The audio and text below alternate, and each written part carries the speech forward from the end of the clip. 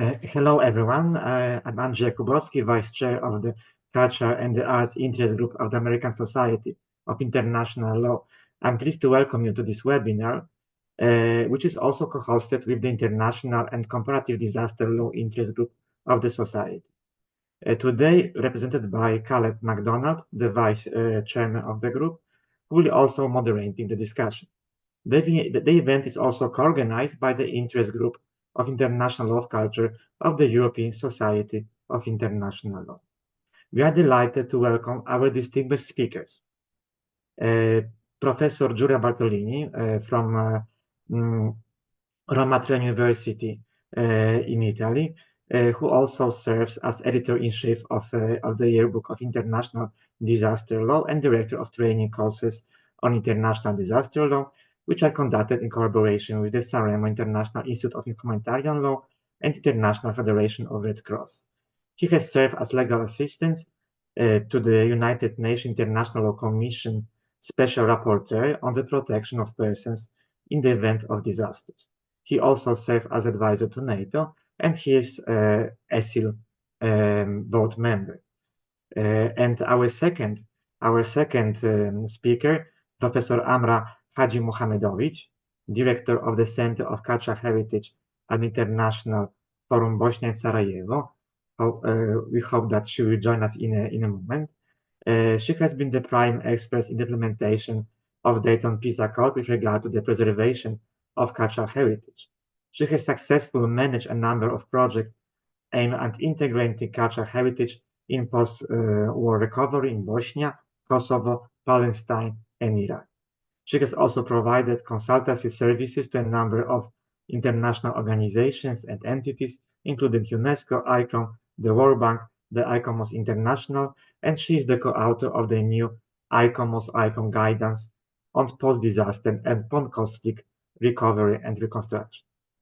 Thank you very much for having accepted our invitation to this webinar addressing the key issues of effective protection of cultural heritage in situations of disaster and emergencies. Now, in technical terms, we start from an introduction to disaster law by Caleb MacDonald, followed by the two speeches of our guest. Then we will have a Q&A session, and please use Q&A box at the bottom of your screen. Thank you. Thank you for that. So good afternoon, good evening, I guess depending on where you are in the world. So as my friend said, my name is Caleb MacDonald, and I'm the vice chair of the disaster law subgroup here at ASIL. Now, some of you are likely asking yourselves, what is disaster law? Or maybe you're not, and this will just be a shameless plug for disaster law generally and the subgroup more specifically, but disaster law is the legal framework that helps governments, communities, and other stakeholders prepare for and respond to disasters, natural or man-made. So disaster law is a key part of disaster risk management throughout the life cycle of a disaster, which is mitigation, preparedness, relief, and recovery. Disaster law helps to protect communities, reduce the impact of disaster, and ensure timely life-saving assistance. In the context of today's discussion, it can also facilitate the safeguarding of cultural heritage during times of disaster. And with climate change and other big things on the horizon, we can observe an increase in unpredictable and powerful weather events, which can lead to widespread flooding, forest fires, mudslides, etc. Ultimately, disaster law seeks to reduce human vulnerability by promoting legal preparedness for disasters and playing a critical role in reducing impact. Now, without further ado, I will turn it over to our first speaker, Professor Bartolini, to discuss the intersection of cultural heritage and international disaster law, specifically on risk reduction and recovery. And as he prepares his slides, as a side note, if you find this topic of interest, I would point you towards an excellent piece that Professor Bartolini did for the 2020 Oxford Handbook of International Cultural Heritage Law. Excellent piece. And I would turn it over to you, Professor Bartolini. Thank you, Caleb, for your very kind word. Thank you, of course, also to Andrei for inviting me and also for this partnership with the interest group of the European Society. And of course, I'm very glad to be here with the friends of the American Society of International Law, to which I'm also a member of. So basically, today I will start my presentation on trying to locate. Okay, now it works. Trying to locate the links between cultural heritage and international disaster law, which, as mentioned by Caleb, is this area of law aimed to identify um legal principle dealing of international law dealing with disaster situation. And of course, it's very relevant to start to understand what are the increasing, I would say, relationship between this area of law and the area of law of international cultural heritage law, which of course is much more progressive in terms of substantive instrument, with the need, of course, to favor a cross-fertilization and mutual relationship between the two areas of law. So what we need more and more to speak about not only disaster, but also the cultural impact of disaster. I think it's quite self-evident through a series of events which unfortunately are quite um, famous for everyone. Disaster, which are basically caused normally by natural hazard, there could be sudden disaster or other events that we are going to explore in the next slide, are usually linked to events such as, for instance, flooding or earthquake in terms of sudden disaster or even volcanic eruption. And on multiple occasions, this event, of course, have had a significant impact on cultural heritage. Flood could be a cause of major impact on cultural heritage. Here you have in the black and white picture of the flooding occurring in Florence in 1966, which basically wiped out multiple masterpieces of the medieval period or Renaissance period. In this case, is a Cimabue a crucifix, which was severely damaged, being damaged indeed by the flood, or more recently, multiple earthquake, both to even to world cultural heritage in Nepal, for instance. There are a series of sites protected by the World Cultural Heritage Convention of 1972, which were damaged by the Nepal earthquake, or more recently again, in case of the earthquake affecting Turkey and Syria. You can see here again the Aleppo citadel, which was already damaged by the army conflict, plus was damaged again by the earthquake occurring there. Or here we have another castle fortress, which was basically leveled by the earthquake. You can see previous images and the impact of the earthquake. But the same could be said more and more. I would pinpoint through the impact of climate change on cultural as well as natural natural heritage. Indeed, especially extreme weather events or the impact of climate change, which could be, for instance, the global warming, even affecting the seaside, might have an impact on both um, natural heritage. And this picture comes from the Australian Great Reef Barrier, which of course is under significant threat due to the acidification of the sea and the rising temperature in the sea, but also extreme weather events, which are these massive floods caused by heavy rains, of course, have an impact in this. And the first pictures, of course, it's not Venice, even if it might looks like, but of course, there are been significant temples damaged in Asian countries, of course, are still part of the cultural heritage in the area. So, and the same could be said for multiple other examples. We have more and more cases of the impact of disaster on cultural heritage. In this regard, of course, we should focus on what is the role of law in this regard. And basically, it could be interesting to note how there was an idea to create a special instrument within international cultural law system specifically devoted to disaster. So basically, we know how UNESCO in particular has developed a series of specialized conventions. And at a certain point in the 80s, there was the idea, indeed, by even the same UNESCO General Conference, to verify the possibility to adopt an international instrument of protection of cultural heritage against natural disaster, which are basically disaster caused by natural hazard. The terminology is not anymore the current one, but still it reached the point. So you can see that there was an idea to develop in the 80s a treaty in this area, and the request was made to the Director General of UNESCO, which made a report emphasizing how indeed a series of relevant measures for the protection of cultural heritage in case of disaster could be translated into legal provision. Basically also pinpoint the need to incorporate international cultural heritage aspects in disaster management plans, or to adopt a series of measures which would be helpful in this regard. At the same time, the same director proposed not to go ahead for a treaty, but just for a recommendation by the General Conference of UNESCO, which is still another which is a soft law instrument which could be adopted in this area.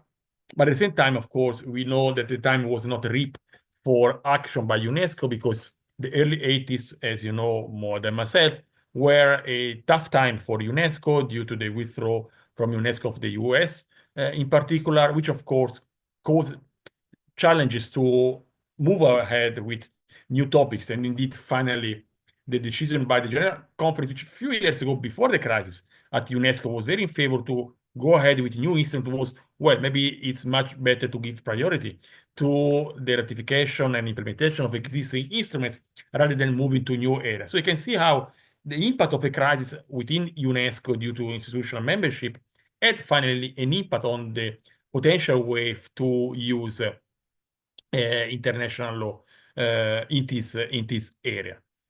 So basically, we should take advantage of what are the existing provision of international cultural heritage law, and also to see how they can be used to factor inputs from international disaster law within their sphere. And you can see some example. So basically, we know, first of all, how the same World Heritage Convention has some provision which could be used in case of disaster, and I will show you some example as well as some challenges in their use. At the same time, more and more, we would like to focus on the increasing cross-fertilization between the two areas of law. So let's start with the World Heritage Convention of 1972. The most significant provision from my perspective is this one. So we know there is the list of World Heritage Endangered list, and we know it has been extensively used in case of armed conflict. We know this was the reason why it has been very well known and used quite extensively. But at the same time, the same provision already provide with the idea that basically a specific danger could also be, and I quote from the same provision of Article 11, calamities and cataclysm, serious fire, earthquakes, landslides. So they put a non-exhaustive list of potential hazard which might have an impact for the classification of a World Heritage property within the endangered list. And of course, the decision must be made by the World Heritage Committee based on assessment of a series of criteria. And we also know that the consent of the state is not a formal requirement. Honestly, time to time, states were quite keen to use this instrument, whose purpose is mainly to also rope up international efforts to favor more action in this area. And a typical example was provided by Iran, which, due to the earthquake which affected the city of Bam on the left before the earthquake, you can see, unfortunately, how much impressive was the earthquake on this magnificent middle-age city, which was basically destroyed. And basically the World Heritage Committee, also through the pressure by Iran, put on the same day the Bam city both on the World Heritage list as well as in the World Heritage Endangered list, because basically you can do both at the same time in order to foster much attention by the international community on this topic. But this is not every time the case. Even if we know how the World Heritage Committee can include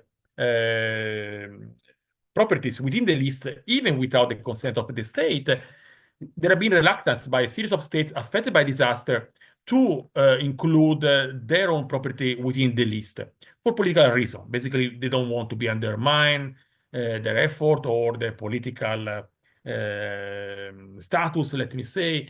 And we can see after the quake in Nepal, regardless of the fact that the World Heritage Committee was ready to include it, regardless of the fact that in situ visit by the different bodies, UNESCO and other actors, mentioned how it was worth it to include it finally, and even in front of a draft even decision by the World Heritage Committee, which would have included the area within the endangered list. The final decision of the World Heritage Committee was not to proceed due to strong pressure by the affected state. And the same was for Australia. We know that since 2017, the Great Barrier Reef is under scrutiny for the impact of climate change on that. And again, we had a back and forth approach between UNESCO bodies and the affected state for the description. You can see here a lot of attempts to include it, but again, a lot of lobby by Australia government against this decision, which was finally even voted, and the vote was for just postponement of the decision for further study. Again, the study said, well, it's recommended to be inscribe it in the world list of World Heritage in danger, but finally no inscription so far due to this strong pressure, of course, which might raise new activities by the domestic, by the local state, but of course can also be qualified as complex to be managed from a World Heritage perspective.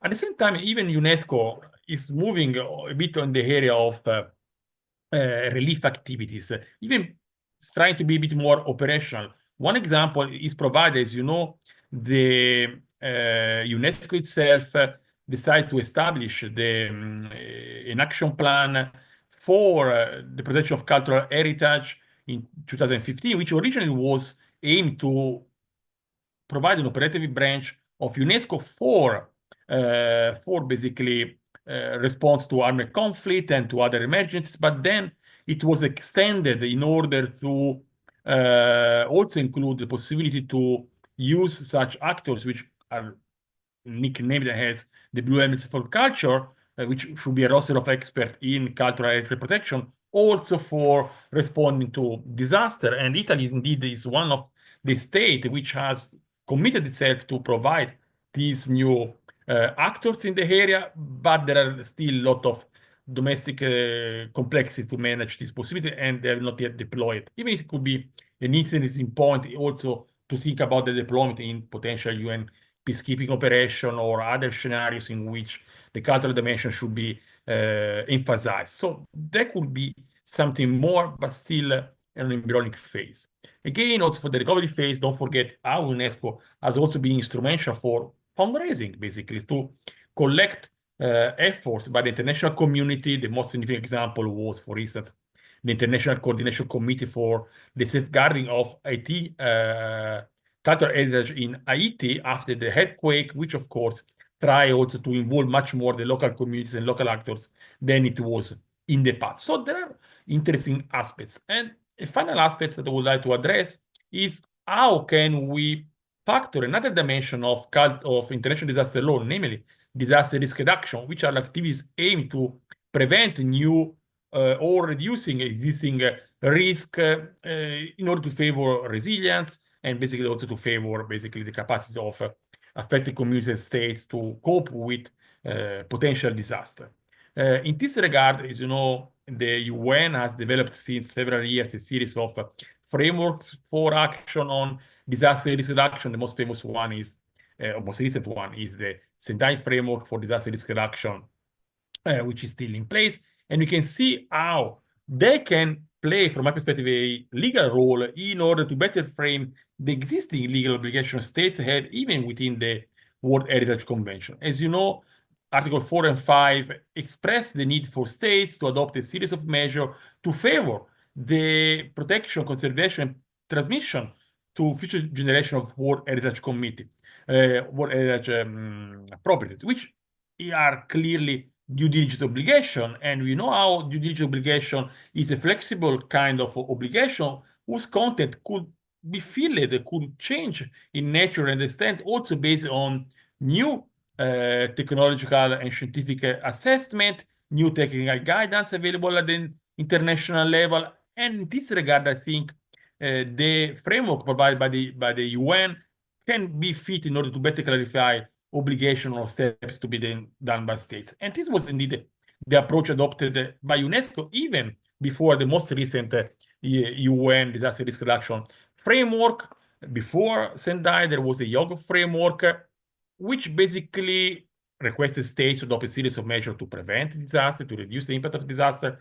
And what was relevant was that basically the World Heritage Committee adopted in 2007 a strategy aiming to factor disaster risk reduction to World Heritage properties. And the point, very relevant from a legal perspective, was that the same World Heritage Committee maintained how the text, the strategy was adopted in the spirit of Article 5, which is a real obligation, as we know. So basically, the idea was that this strategy might better permit states to understand their legal obligation under the convention. And even interesting was the mirror approach. So basically, UNESCO simply, as you can see here, translated or adapted to the cultural heritage sphere, to the World Heritage properties, action requested by the UN at the general level for any kind of disaster, for any kind of situation. So here you can see, or you can go straight to the strategy. You might notice how basically they were pasting and copying relevant information from the UN framework and adapting it to the UNESCO strategy itself. So in terms of identifying or create early warning, and then of course the point was to use them for World Heritage properties. What is more relevant is that when these actions were adopted by UNESCO in 2015, once the new Sendai framework was adopted, the new UN disaster risk reduction framework was adopted, there was a relevant shift in the same framework. Before that, basically, cultural impact of disaster was undermined. There was no specific relevance. There was some relevance to cultural, let me say, traditional culture, helpful for disaster risk reduction, but not so much. On the contrary, if you see here, the same goal of the Sendai framework on disaster risk reduction is to reduce disaster losses in a series of points, including a final point on the cultural impact. So basically, one of the goals of the Sendai framework is also to encourage states to act not only for loss, damages to properties, to individuals, but also to cultural damage, which of course try to highlight this point. And here you have another series of priority in order to emphasize the cultural heritage impact and so far and so on. What did UNESCO do with this new UN disaster risk reduction framework? And I'm going to conclude. So basically, the UNESCO decided a couple of actions. The most significant one was to, through a resolution, to update its strategy on protection of cultural pluralism in the event of armed conflict, which was the famous or the old strategy developed after Syria, after ISIS, as you know, with the idea of the blue helmets for culture. And they created an addendum. And the addendum is, as you can see, focused on emergencies associated with disaster caused by natural or human-induced hazard. So basically, in 2017, UNESCO adopted a new strategy whose purpose is to update its potential goal with regard to the new UN disaster risk reduction framework, and that indeed the overall goal of the new strategy.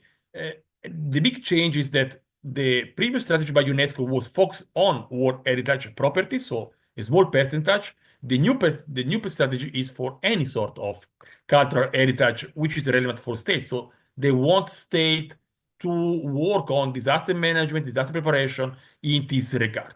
The approach is the same. They still use the approach of paste and copy, the UN strategy to the UNESCO strategy. So basically, if you compare the two documents, they're very the same. They simply adapt the universal standard to the sectoral standard of UNESCO. To conclude, so what I try to do in my presentation. I simply try to emphasize how there have been a growing interest between the two areas of law, which of course might need more action, I would say. It's also time to better merge, like maybe in this webinar, the expertise of experts in international disaster law with the ones on international counter-heritage law, because honestly, time to time, even the same institution don't speak so much each other. UNESCO is not very involved for risk in the UN OCHA mechanism for the response to disaster. So there is room for improvement. And sometimes something could be done even by changing the mindset. Just take into account the definition of disaster. As you know, the current definition provided by the International Law Commission, the draft articles on protection of persons in the event of disaster, does not mention explicitly the cultural dimension. And I pinpoint to this text because last week, the Sixth Committee of the UN General Assembly decided to go ahead with this text, and basically there will be a convention based on this text in 2 years. So it will be a big revolution in the area of international disaster law. But if you compare the definition at the universal level, which might be endorsed in this universal treaty by the UN, with the regional definition provided by the European Union, for instance, you can see at the very bottom line how the impact of disaster aimed also to emphasize on the cultural heritage. So, of course, it's a sort of Christmas tree approach in which you can include in the definition of disaster most elements which might risk to put even too much in the definition of disaster. But you can imagine the difference between mention expressly how disaster have also an impact on cultural heritage as done at the European level with the universal standard definition provided by the UN at this time, in which the cultural dimension is not present. In a matter of perception and subsequent by relevant actors, I think it could make a difference. And that's just an example among several others we can have. Okay, that's all from my side.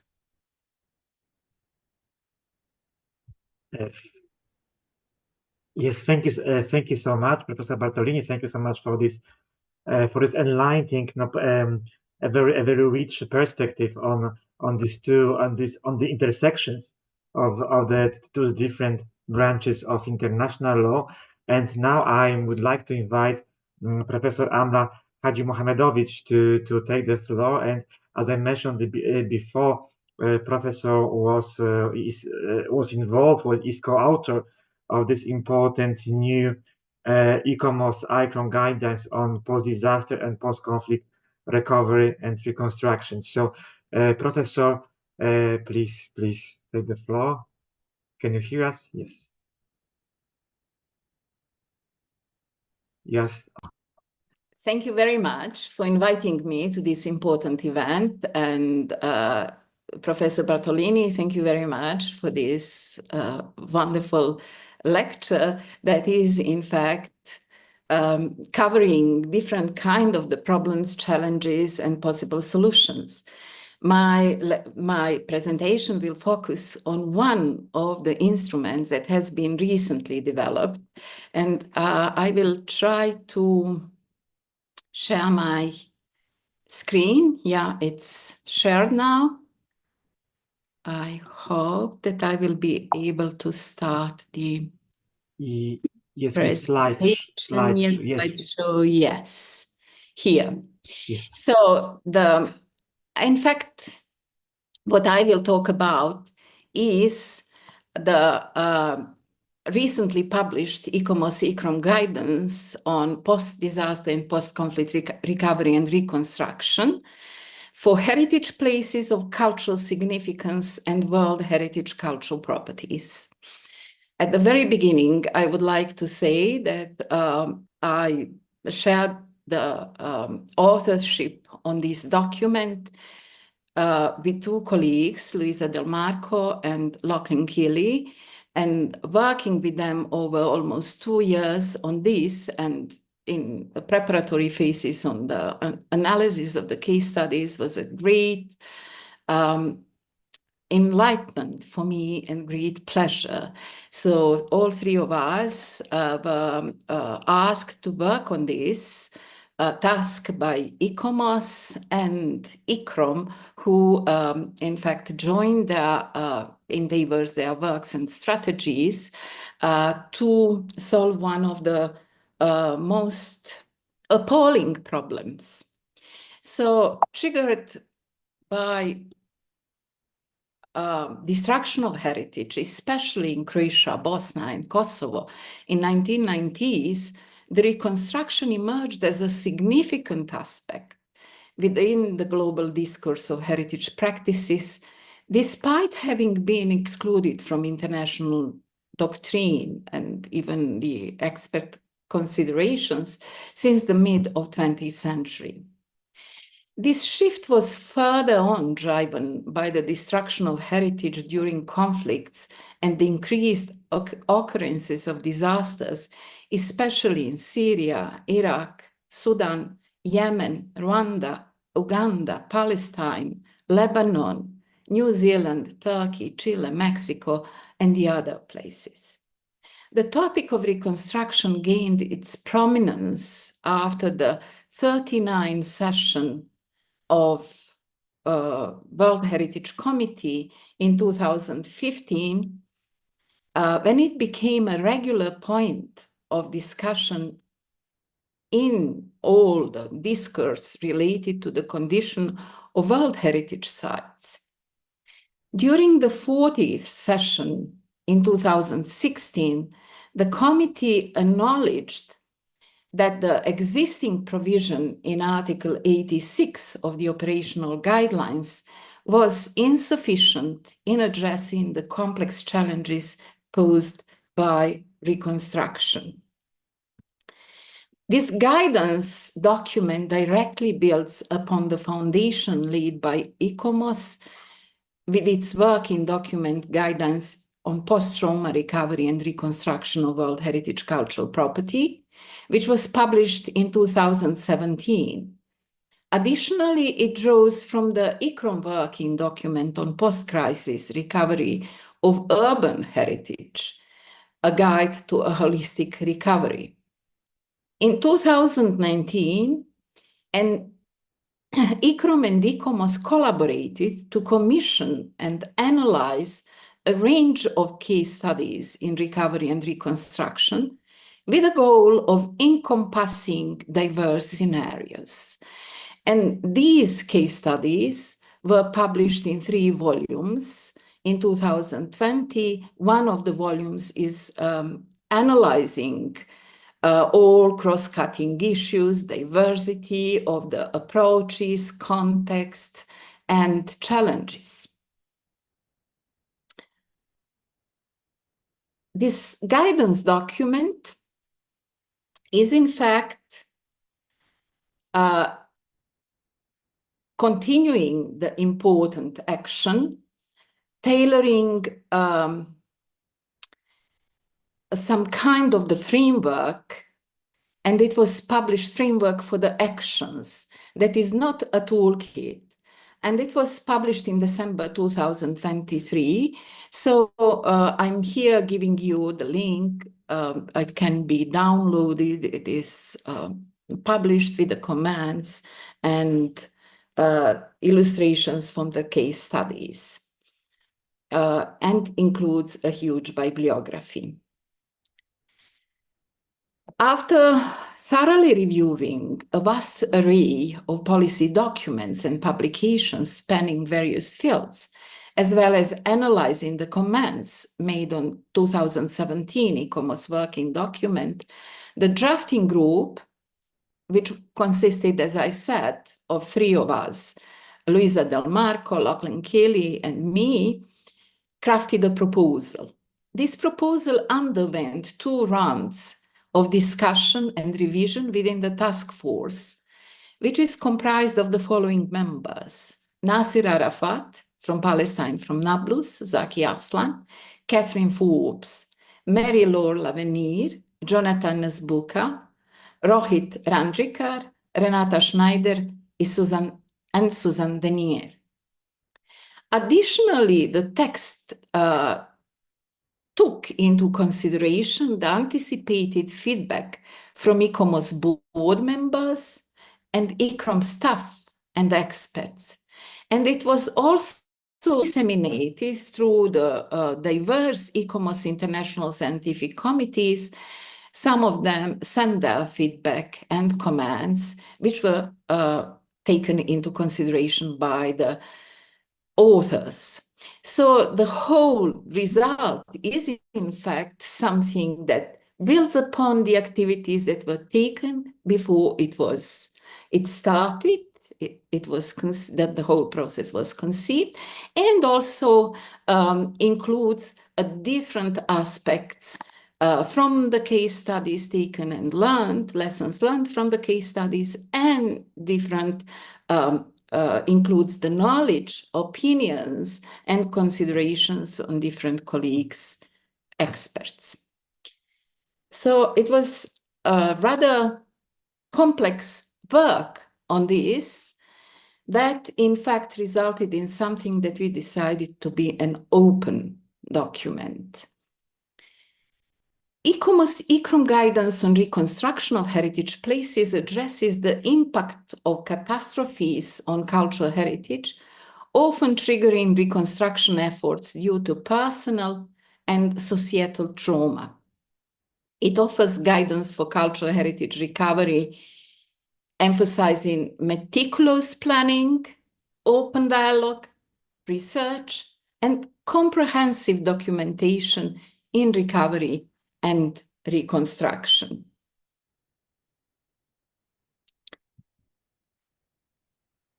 ICOMOS guidance on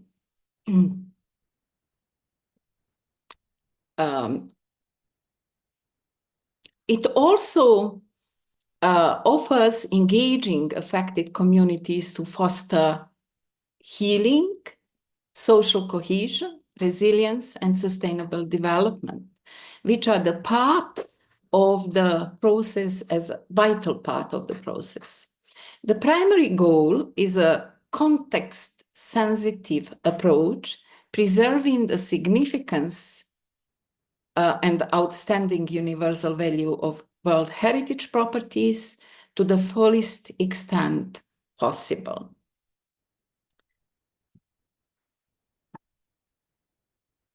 The analysis of cases involving the reconstruction of 22 heritage places has revealed significant disparities in contexts and the traditions of value attribution. Simultaneously, 6 critical cross-cutting issues have been identified.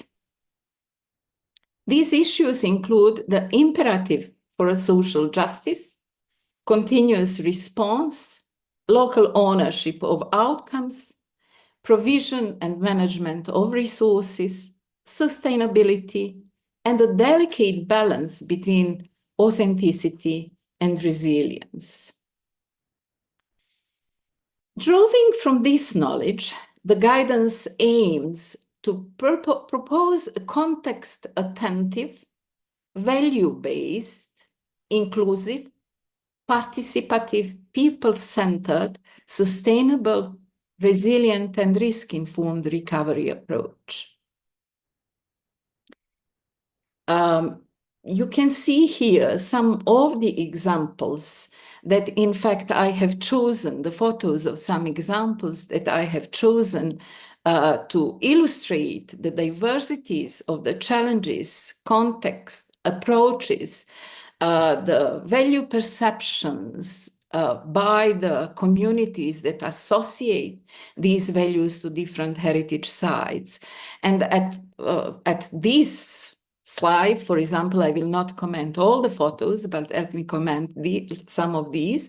So we have presented the reconstruction of the main house in the complex of Kasubi tombs in Kampala, Uganda, that is in fact engaging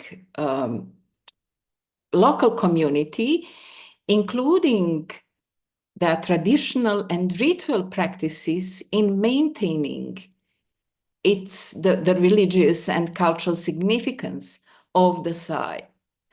As you probably know, the site has been destroyed in fire 2 times, and people believe that it was destroyed because it was emptied of the local traditions and the rituals, that the management that was imposed to this World Heritage Site was this, let's say, derived from the authorized heritage discourse, not taking into the consideration the intangible attributes of the very site and the whole range of these traditional management rituals. So now this management system is in fact, after the second disaster, very much based on these informal, traditional, local knowledge. So, for example, in a Patan, when a temple was destroyed in an earthquake mentioned in the previous presentation, it is said that the survival of the idol allowed the continuation of the worship, and it was somehow the foundation on the very reconstruction process. For example, totally different approach and context was in Duomo de Enzone during its reconstruction after the earthquake. The whole, like in Patan, it was very important that everything was reconstructed to look perfect, new, without the traces of destruction, because they believe that any kind of traces or imperfections are desacralizing the site. In Italy, on the other side, all the traces of the deformations caused by the earthquake were the part of the reconstruction policy and philosophy. And for example, I'm here showing a residential complex in Old City in Mosul, in Iraq, one of tens of beautiful residential complexes that are now going on through the process of restoration and reconstruction. The challenge here is to make this reconstruction some kind of invite to people to come back to the old city of Mosul and to make all these residences livable in contemporary times and attractive for them. So all these challenges are in fact challenges that we were facing while drafting the document, but also that are the questions that anyone working in the conservation field in post-trauma recovery is faced with. So who are the target audience for this document? From the very beginning, this somehow evolved. At the very beginning, only experts working in heritage conservation and parties responsible for protection and conservation were considered as the target audience. But then we understood that, in fact, any kind of action in post-trauma recovery does not have a sense if it is not comprehensive, collaborative, and if it doesn't include different stakeholders. So the text is in fact targeting also state parties, relevant authorities, implementing agencies, technical staff in relevant sectors in the World Heritage context, but also owners, civil society, academic community, and the other community actors. The guidance identifies crucial elements essential for a successful recovery process, examines their interconnectedness, and arranges them into a comprehensive framework. This framework is organized thematically and encompasses factors related to the heritage place and the destructive events, factors related to the organizational aspects, and factors related to the anticipated outcomes. It is important to note that the guidance does not adhere to the typical linear sequence often found in documents describing recovery processes. This deviation is motivated by two interconnected reasons. Firstly, the occurrences of catastrophes and the subsequent recovery actions seldom conform to linear sequences. Secondly, many of these factors require attention at various stages of the recovery process. Certain factors, such as capacity building, documentation, and community engagement, are considered cross-cutting elements that should be factored into the preparatory phases and sustained throughout the response to a catastrophe. The factors in response to catastrophe are organized under three main headings. The first is comprehensive documentation of the heritage place before the traumatic event, covering both tangible and intangible aspects with particular focus on well-defined and documented attributes of value.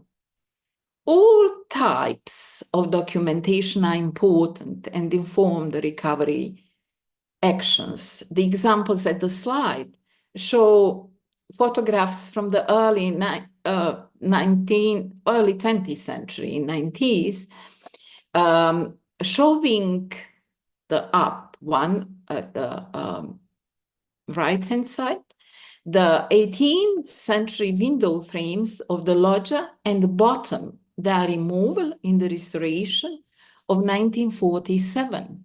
So after the earthquake, this was extremely important document, although photography is not considered as something that is precise always and sufficient to go on with the decisions in restoration. Development of the survey methods and technologies have been in full swing, especially since 2015, considering that documentation is one of three key elements enabling successful reconstruction and recovery in case of destruction. Heritage Documentation Studio, HEDS, which is a part of the International Summer School Youth and Heritage, organized by International Forum Bosnia since 2005, is just one of the examples of the survey as a resilience building measure. So after the conflict in Bosnia, all surviving elements and sites are together with in this collaboration between the Center of Cultural Heritage and International Forum Bosnia and in collaboration with ICROM, surveyed, and there is a database of them as some kind of a preventive measures in case of some other disasters and conflicts. The documenting the nature of the catastrophe is in fact the second set of the elements. And this catastrophe, whether human caused or arising from natural hazards, can vary in terms of duration, sudden, short, protracted, intermittent, etc. And this documentation focuses on cultural artifacts or general and sometimes overlap with other events. While the examples from the ICROM case studies from Nablus, Mosul, and Mostar here at this slide show direct survey at the site, in some cases satellite imagery, area drone survey, and other means of remote sensing have been proved as only possible and safe survey methods in the active phases of the disasters when actions are needed. And third is recovery actions, whose implementation is contingent upon unique circumstances and contexts, and there may be instances of their overlap or repetition as events unfold.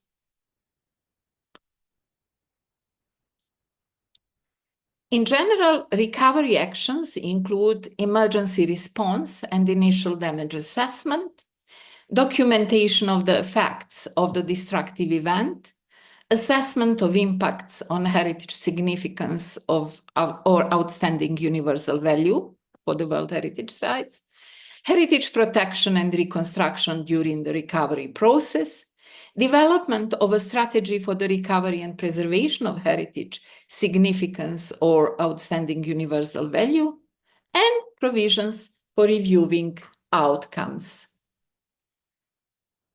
The guidance suggests that reconstruction programs and projects should inherit a flexible recovery strategy, accommodating varied timelines due to complex heritage sites and diverse community needs, and should embrace gradual consensus building and local engagement for effective recovery.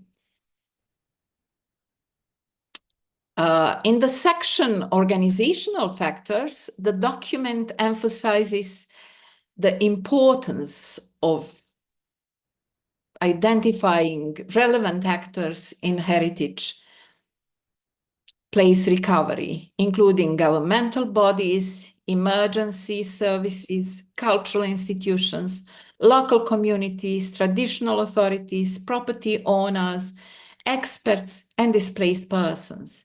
Effective response requires robust communication networks, coordination with emergency authorities, and collaboration with local and international organizations. Excuse me, Professor. I think because we are a little bit late, because we've got like the last 7 minutes of this meeting. So if you could like briefly conclude, because there are a couple of questions from the audience, I would like to have time to you to answer them. So if you could just to have like a couple of final sentences. Okay. Thank you so much. Okay, thank you.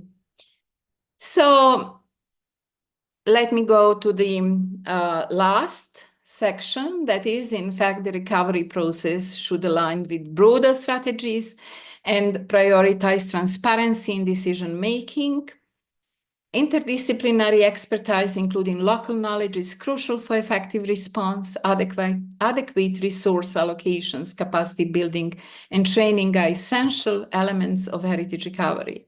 Building local community engagement and knowledge is highlighted along with the need for the inclusive approach to the heritage recovery.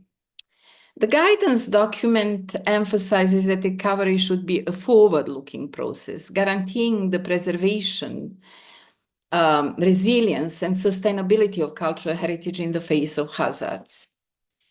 So the key outcome factors in the heritage recovery process to be considered from its inceptions include disaster risk reduction, documentation of tangible and intangible attributes, climate action, communication networks, coordination, integration on heritage protection in broader recovery processes, capacity building, education, and the transfer of intergenerational knowledge. And in conclusion, it is important to stress that this guidance document intentionally avoids prescribing specific actions and does not function as a manual or toolkit. Instead, it offers a flexible framework to support heritage place recovery efforts. Its primary aim is to address the traumatic impacts of destruction and loss. To prevent document proliferation, it provides an adaptable framework enriched by 52 cross-referenced policy documents, manuals, and toolkits.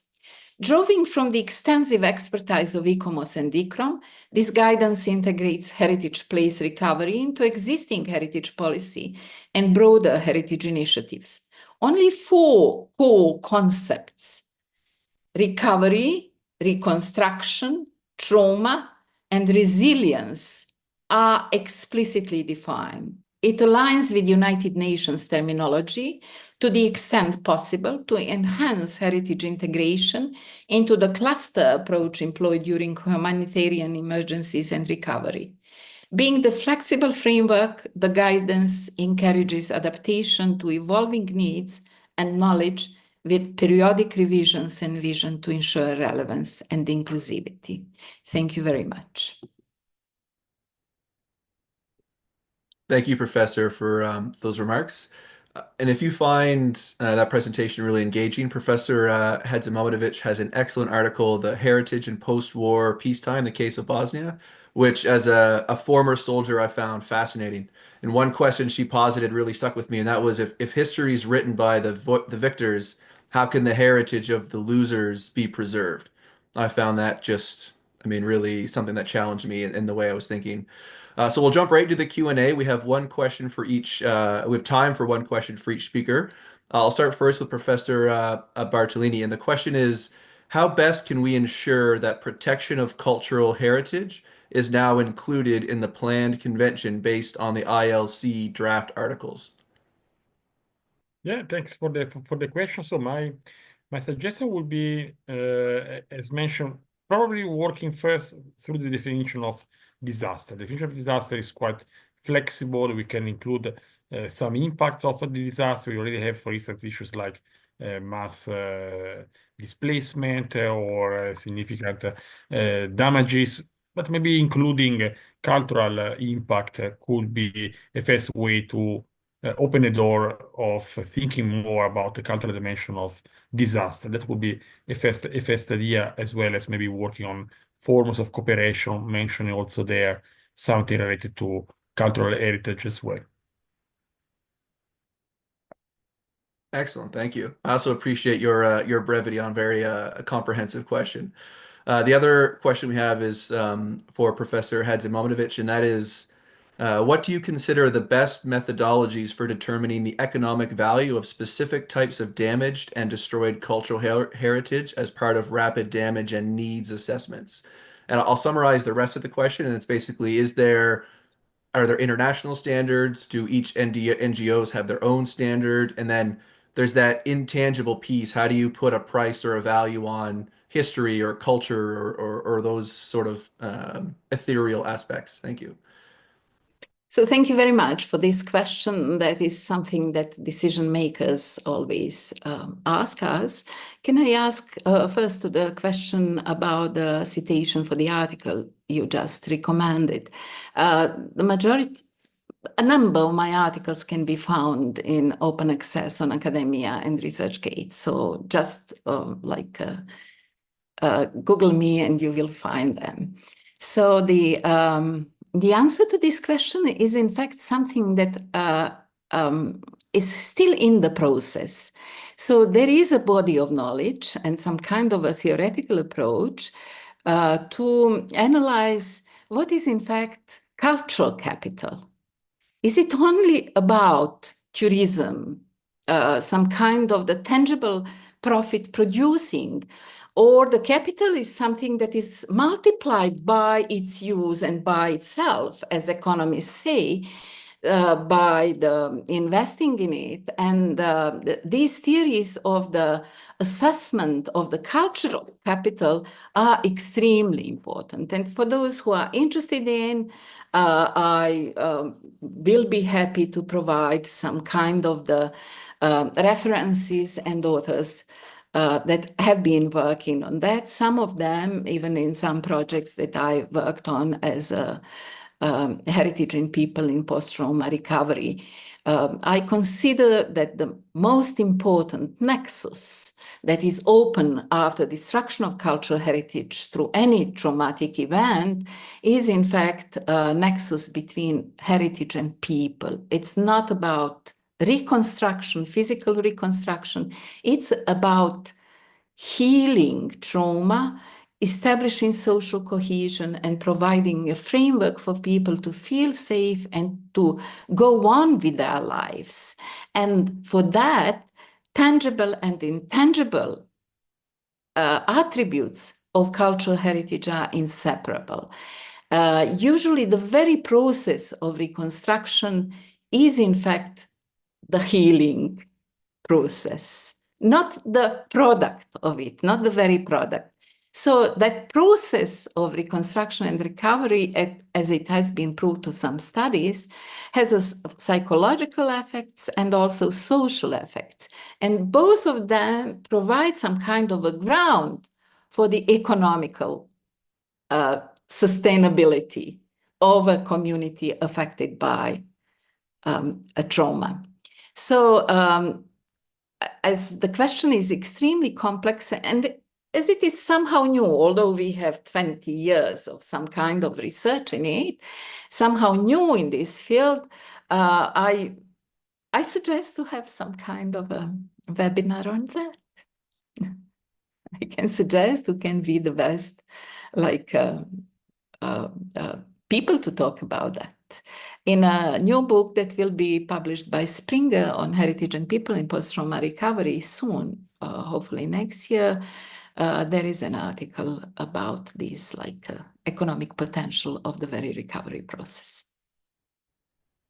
Excellent. Well, thank you so much for sharing and for a suggestion on our next little get together. So unfortunately, we're out of time for today's webinar, but I wanted to thank everyone for attending, and I wanted to thank ASIL for facilitating the discussion. But most importantly, I wanted to thank Professors Bartolini and Hadzimamatovich for their time and for sharing their time and for sharing their expertise with us. So thank you so much. I look forward to maybe working with you again in the future on similar projects. That would be great. Pleasure. Thank you very much. Thank you. Thank you so Thank much. Thank you so much.